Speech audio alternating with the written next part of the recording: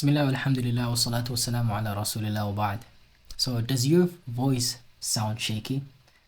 Or does it sound too weak to the point that you feel your voice is not beautiful when you recite in the Quran? So, maybe you struggle and to recite the Quran with beautiful voice, right? Or maybe your tone when you recite in the Quran is not that beautiful. And this is a common challenging that and people who want to make the voice more beautiful when they recite in the Quran face. But the good news is it's very easy to fix. So inshallah ta'ala, in this video I'm going to share with you 5 tips that you can apply instantly to make your voice more beautiful and when you're reciting the Quran. So what I want you to do is I want you to watch until the end of the video so you can start and applying these tips and to make your voice more beautiful bi'idhnillahi ta'ala. So let's get started.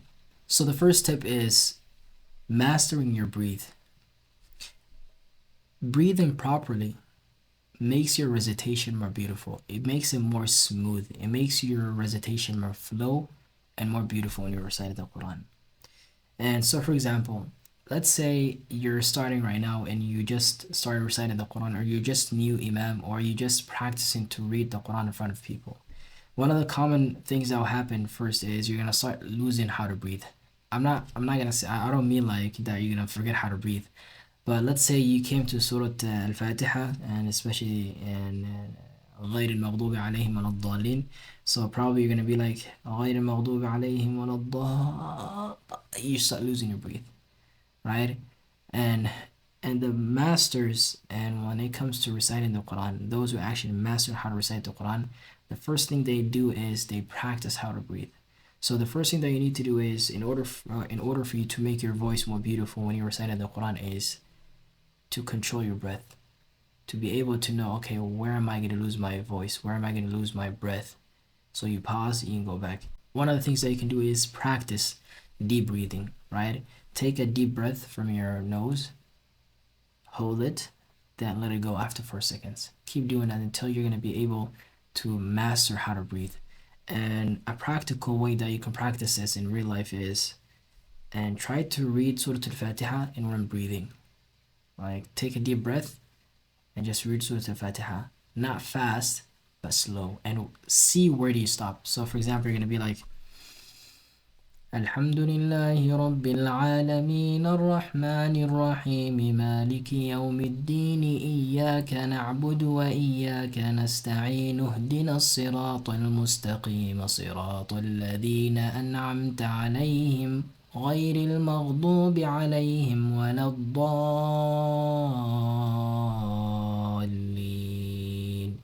So as you can see, I read the whole Surah Fatiha, although that I a little bit stopped, but I didn't take a breath, and makes your voice more beautiful. So you'll be able to understand where to stop and where do you lose your voice. So of course, when you're leading in prayer, if you're a male, you're not gonna take a deep breath and start reciting with one breath. Obviously you will know where to pause. So in the Quran, there are a couple stops that you can take. So there are qili and there is a sili, and you're gonna find the jim and the mim. So each of these 4 signs are where you have the option of stopping, right? So when you practice reading the Quran, you're gonna start you're gonna start understanding the pattern when it comes to where to stop. And of course, you're going to stop in a place that the meaning of the verses completes. Now, you're not just going to stop in the middle of the word, right? But you're going to stop where it makes sense. That's if you understand Arabic. But in Arabic, in the Mus'haf, you're going to see the qili or sili or the mim or the jim, right? Then you pause, you stop, then you continue from there. But if you stop a place that you shouldn't stop, the first thing you need to do is you have to go back to make sure the whole meaning is connected. Then you're going to continue to do that. So if you don't know where to stop at, just stop wherever you stopped it. Give it the full and word. If it's fatha, pronounce the fatha. If it's kasra, pronounce the kasra. Give the full meaning of the word. Then go back and restart it again. Okay, then you're gonna continue from there. So this is the first tip that you should actually apply, which is master how to breathe properly when you're reciting the Quran. The second tip is warm up your voice. So your voice or your vocal cords are exactly like any other muscle in your body. So for example, when you wake up early in the morning, you have a deep voice, right? You feel like you cannot yell. If you yell instantly, like out of nowhere, most likely you're gonna lose your voice, right? You're gonna start losing, and you're gonna start feeling that sharp pain in on your throat, or you're gonna start feeling that you're not gonna be able to and speak properly. And the reason is because your muscles weren't warm enough in order for them to actually function as they should. So, and the best way that you can actually warm up your voice, and this is one of the techniques that the people who lead Salat al-Tarawih use, is first they don't eat and to the full, like they don't eat until they're full, because when you're too full your brain just focuses on and digesting that food, right? So what they do is they eat light, and they don't drink something that's and too cold, right? If you drink something too cold, that's gonna make your throat sore. So they drink something that's warm.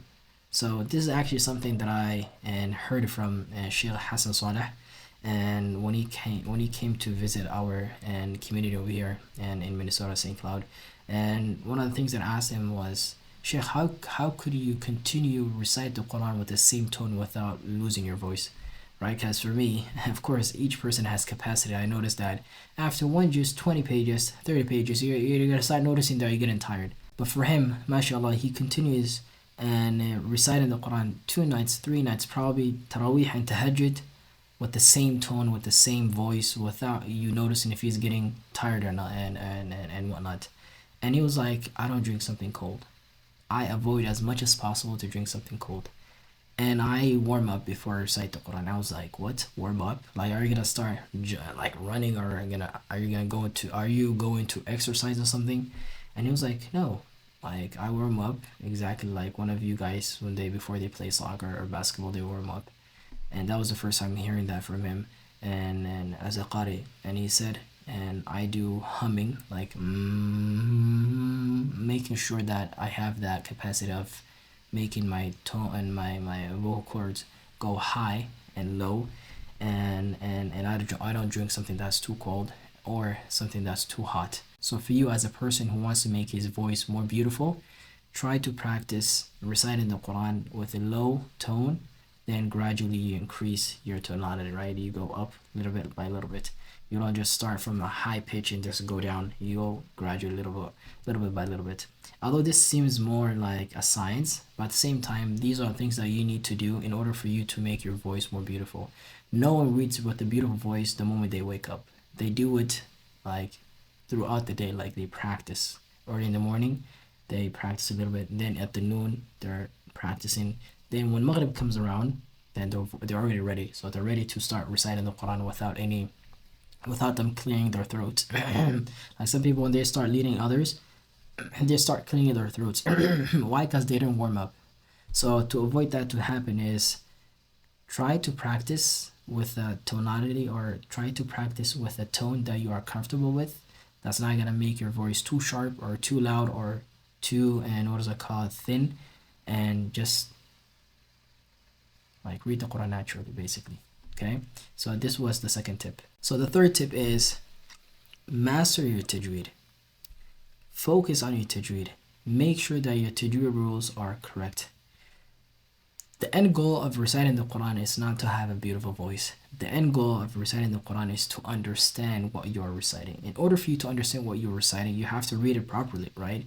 So if you read something that's wrong, then the people who are praying behind you, or the people that you're reading the Quran to, or the person who's reading the Quran to, will understand the Quran wrong in the wrong way. In Arabic, it's very sensitive language. Changing fatha to kasra, or the opposite, will change the structure of the whole word. It's a very sensitive language. So you have to be able to understand that the tajweed rules is part of, and it's something that you should, and it's something that you must make sure that you are applying them inside of your recitation.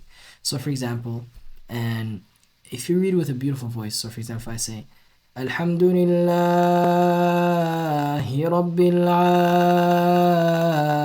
Alameen, although that I'm reading with a beautiful voice, maybe, but at the same time, I'm not respecting the tajweed rules. I'm not pronouncing the words exactly as I should, right?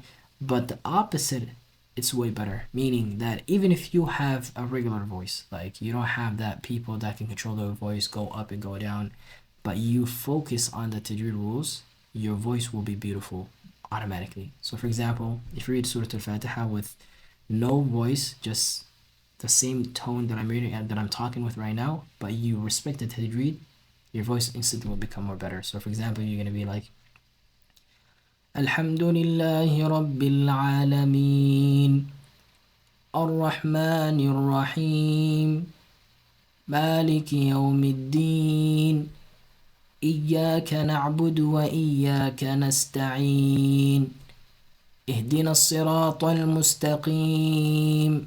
So as you can see, I'm not changing, right? Like I'm not going up or down. I'm just reading with the same tone, but my tajweed is correct. So automatically your voice becomes acceptable. But some people, they understand the opposite.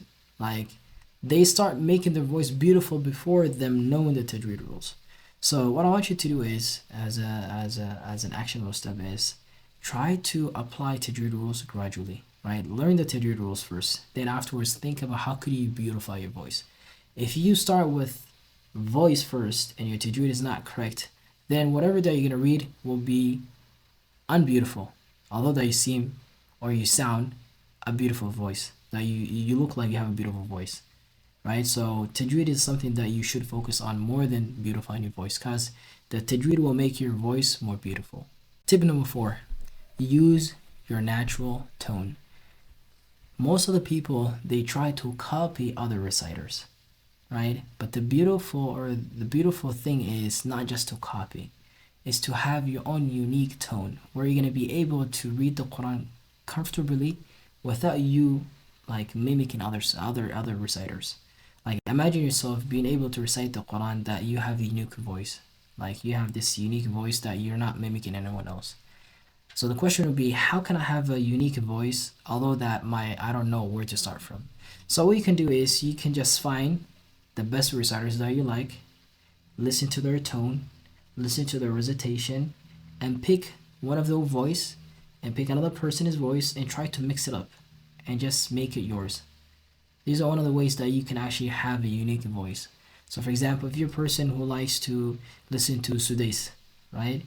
Of course, you're not gonna match a person that his tone is very and low compared to a person whose tone is very high, or the vocal cords are not the same. So a person might have a thin voice, like their voice is very sharp, compared to another person has a deep voice. So don't bring two opposite people to each other. Try to figure out where they match two people that have a similar tone and try to blend the voice and try to make it yours.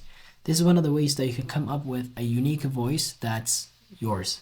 Like no one else share and no one else and has it like you, or no one else can practice it like you.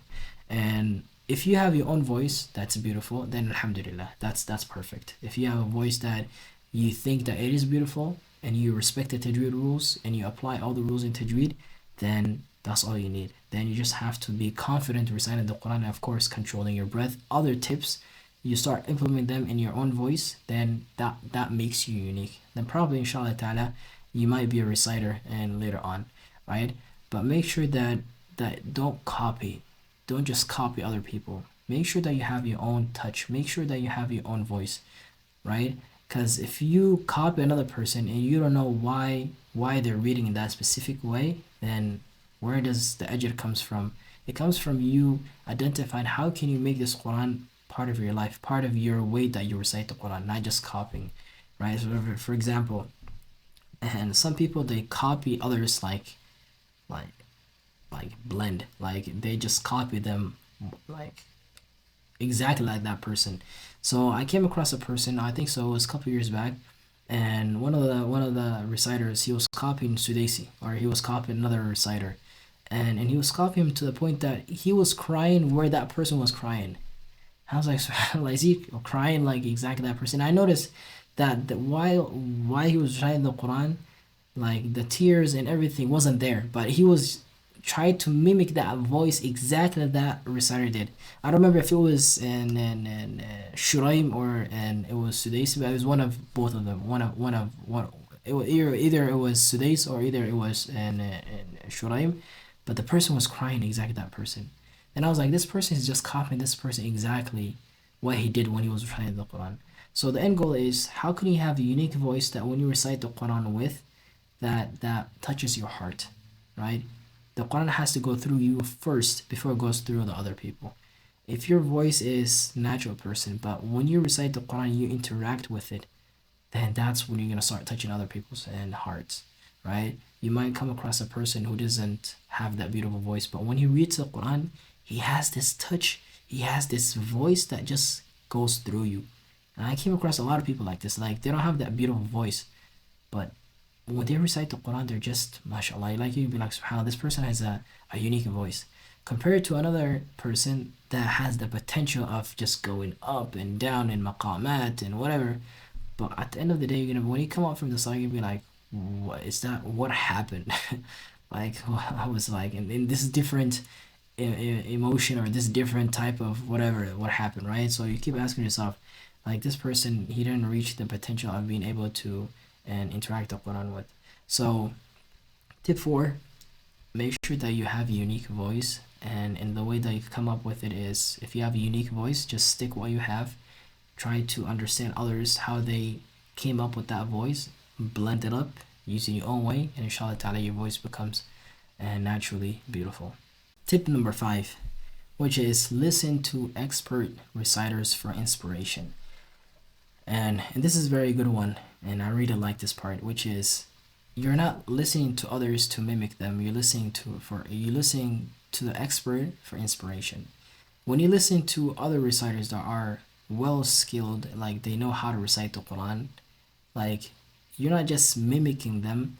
I want you to go a layer down, which is try to identify where are they pausing, like how do they stop, like and when they're coming up or when they're going from where a place they stopped at, how do they go back, right? Because these people are very expert. Like for example, and one of the ayats that's well known by and Sheikh and Sadiq al-Minshawi, Muhammad Sadiq al-Minshawi, that another guy that I was listening to, he brought my attention to it, is that when he's reciting the Quran, even his tone goes down. So you're gonna be like, and one of the examples that he used was, and when Allah subhanahu wa ta'ala was talking about and Nabiullah Ibrahim, فَلَمَّا اعْتَزَلَهُمْ وَمَا يَعْبُدُونَ مِن دُونِ اللَّهِ, and at the end he said وَهَبْنَا لَهُ, right? And the ayah has a deep meaning. That's not the main purpose of this video, but and وَهَبْنَا لَهُ is the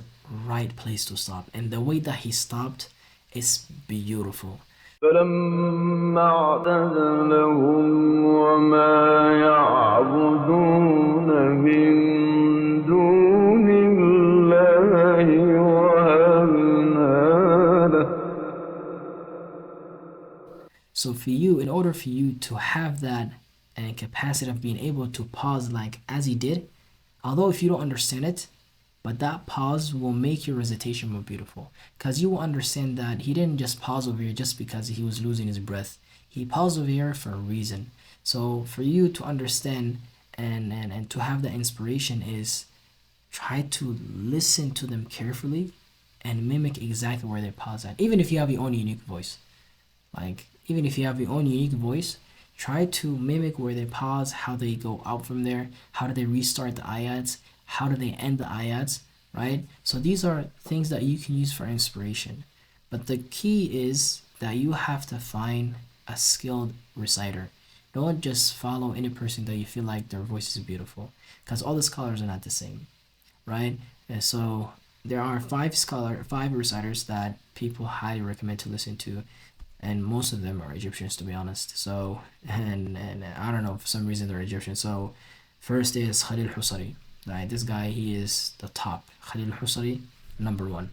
Then afterwards comes and another person called and Muhammad Sadiq al-Minshawi.